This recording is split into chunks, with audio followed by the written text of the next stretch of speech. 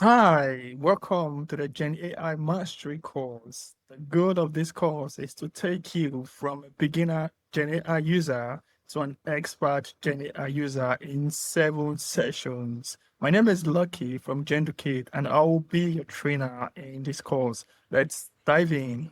How do we use generative AI responsibly? Which is an emphasis on this course. We looked at 4 areas. When you're working with different documents and you want to ensure that you're using generative AI responsibly, what not to do, which is responsible Gen AI, and what to do. The first one is misinformation. Avoid misinformation, avoid getting wrong information from generative AI or from the big data that you have because you haven't prompted generative AI correctly. You avoid misinformation by feeding generative AI the right information during the prompting.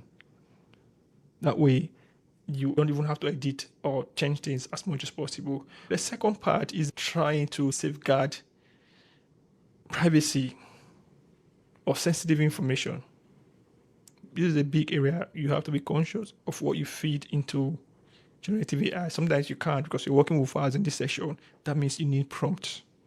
Like we did in the last activity, you have to make it internal and you can use other prompts to ensure that you've safeguarded privacy and sensitive information. In some of the tools, especially the paid one, you can set them to work with only internal documents, so not the internet. And the third one is ensuring that there is no hallucination, that the information is truthful. It hasn't said anything about a document or a file that is not true. You use adversarial techniques and so on, like we've done in the practice. And the final one is the source is used. You're directing generative AI to use the right source.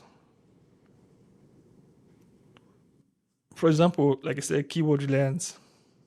To not take the wrong document and put it in the wrong place, you sort of get it to put a source where you got it from. You control that. Even though you're working with 200 files or more, you ensure that it's embedded into the prompting.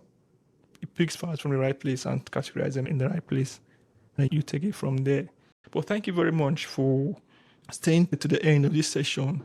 And I'll see you in the next session. Have a good day. Thank you.